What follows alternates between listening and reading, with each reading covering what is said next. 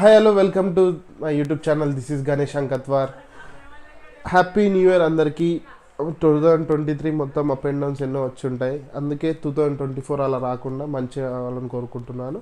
ఈరోజు టాపిక్ వచ్చేసి మీకు ఆల్రెడీ పోయిన వీడియోలో మీరు చూసే ఉంటారు, HMDA, DTCP and RERA and GP. దాని గురించి డీప్ ఎక్స్ప్లెనేషన్ ఇవ్వాలని కోరుకుంటున్నాను. ఈ వీడియోలో అది మొత్తం మనం ఫుల్లీ కవర్ చేసుకుందాం. అది ఎక్కువ ల్యాగ్ కాకుండా, ఎక్కువ టైం తీసుకోకుండా ఏదో చిన్న మెయిన్ పాయింట్ చెప్పేస్తాను. మెయిన్లీ ఫస్ట్ వచ్చేసి హెచ్ఎండిఏ అనేది మీకు ఆల్రెడీ చెప్పాను. ఓఆర్ఆర్ ఏదైతుందో దానికి ఓఆర్ఆర్ సరౌండింగ్ 30 కిలోమీటర్ రేడియస్ కూడా పెంచారు. హెచ్ఎండిఏ దాంట్లో వచ్చింది కాబట్టి ఆ ఓఆర్ఆర్ సరౌండింగ్ ఎంత 30 కిలోమీటర్స్ పెంచారో దాని లోపల ఏదైతే వస్తుందో అది హెచ్ఎండిఏ కింద వస్తుంది. అది హెచ్ఎండిఏ వచ్చేసి హైదరాబాద్ మెట్రోపాలిటన్ డెవలప్మెంట్ అథారిటీ. ఇది దేనికి యూజ్ అవుతుంది అంటే మెయిన్లీ ఏదైతే హైదరాబాద్లో డెవలప్మెంట్ కానీ ఇది జోన్స్ టైప్లో మనకు డివైడ్ అనేది చేస్తారు.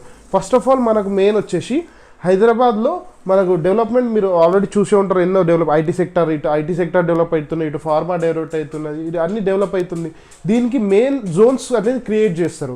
ఇప్పుడు R1 జోన్ అని, R2 zone, R3 zone, urban zone, semi urban zone, మళ్ళీ మనకి ఇది నాలా జోను, ఇట్లా అన్ని రకాల జోన్స్ ఉంటాయి. మన ఫ్యాక్టరీస్ ఎక్కడ ఉండాలి, మనకు మ్యానుఫ్యాక్చరింగ్ ఎక్కడ ఉండాలి, ఫార్మా ఎక్కడ ఉండాలి, ఇవన్నీ మొత్తం మనకు జోన్లలో డివైడ్ చేస్తారు. ఇప్పుడు ఇది మొత్తం హెచ్ఎండిఏ కింద వస్తుంది. ఇది డెవలప్మెంట్కి యూజ్ అవుతుంది మనకు మెయిన్లీ.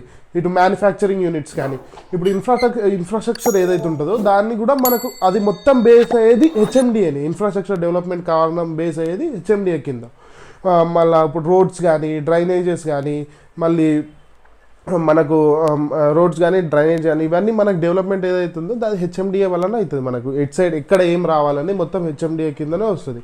ఇది మొత్తం హెచ్ఎండిఏ అప్రూవల్స్లలో ఇవన్నీ ఉంటాయి. నెక్స్ట్ వచ్చేసి డిటిసిపి అంటే ఏదైతే హెచ్ఎండిఏ అవుట్ సైడ్ ఏదైతే ఉంటుందో మనకు ఆఫ్టర్ హెచ్ఎండిఏ ఏదైతే ఉంటుందో డిటిసిపి సేమ్ హెచ్ఎండిఏ ఎట్లా మనకు యూజ్ అవుతుందో సేమ్ డిటిసిపి కూడా అలాగనే యూజ్ అవుతుంది.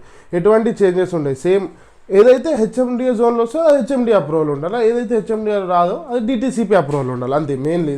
దీంట్లో ఏం లేదు, డిటిసిపి హెచ్ఎండిఏ సేమ్. నెక్స్ట్ వచ్చేసి రేరా అనేది మనకు చాలా ఇంపార్టెంట్ పాయింట్. రేరా అనేది ఒక యాక్ట్. రేరా ఎందుకు తీశారంటే ఇంతకుముందు మనకు హెచ్ఎండిఏ డిటిసిపి ఉండేది, అప్పుడు రేరా లేకుండా. ఎప్పుడు ఏమైందంటే ఇల్లీగల్ డబల్ రిజిస్ట్రేషన్స్ కానీ ఇట్లా ఇల్లీగల్లీ స్కామ్స్ అయ్యేటి. అప్పుడు దానికోసమే ఈ రేరా అనేది తీశారు. ఫస్ట్ ఆఫ్ ఆల్ రేరా దేనికి పనిచేస్తా అంటే కస్టమర్కి ఇంకా బిల్డర్కి ఉన్న ఏదైనా ట్రాన్సాక్షన్ కానీ దేనికన్నా రేరా అనేది ఉంటుంది. ఇప్పుడు ఏదైనా ఫ్లాట్ తీసుకున్నా కూడా కస్టమర్ బిల్డర్ సర్టెన్ టైంకి హ్యాండ్ ఓవర్ ఇవ్వకపోతే దానికి రెంట్ పే చేయాల్సి వస్తుంది. అదే రేరా అప్రూవల్ ఉంటే మనం డైరెక్ట్ పోయి మనం రెంట్ కూడా మనకు నార్మల్ రేరా యాక్ట్ ఉంటే మనం డైరెక్ట్ పోయి అడగచ్చు బిల్డర్కి, ఇప్పుడు నాకు ఈ టైంకి మీరు ఇవ్వలేదు, నాకు రెంట్ పే చేయాలని. ఇలా మొత్తం మనకు లీగల్లీ కొన్ని చాలా పాయింట్స్ ఉంటాయి. ఆ పాయింట్స్ అనేది నేను ఇక్కడ ఇచ్చేస్తాను మీకు, కావాలంటే చూసుకోండి, ఇవి చెక్ చేసుకోండి. జస్ట్ ఒక 10 పాయింట్స్ ఉంటాయి, అవి చెక్ చేసుకోండి. నెక్స్ట్ వచ్చేసి జీపీ అనేది గ్రామ పంచాయత్. అదైతే మీకు ఆల్రెడీ ఐడియా ఉంటుంది, ఎందుకంటే మన ఊర్లలో ఏదైనా ఇప్పుడు పట్టా ల్యాండ్ కానీ ఏదైనా మనం రిజిస్ట్రేషన్ చేసుకుంటామో సేమ్ అది జీపీ అనేది. నార్మల్గా గ్రామ పంచాయతీలో మనకు రిజిస్ట్రేషన్ ఎలా అయితే అది జీపీ. ఇవి 4 పాయింట్స్ మెయిన్లీ. నెక్స్ట్ వీడియో వచ్చేసి హైదరాబాద్లో ఇన్వెస్ట్మెంట్ ఎందుకు చేయాలి, అసలు ఏం లాభం, ఒకవేళ 5 years ఇన్వెస్ట్మెంట్ చేసి మనకు రిటర్న్ ఎంత వస్తాయి, రిటర్న్ బ్యాక్స్ ఏంది, ROI ఎంత వస్తుంది మనకు, ఇవన్నీ మనకు నెక్స్ట్ వీడియోలో చెప్తాను. Okay, thank you.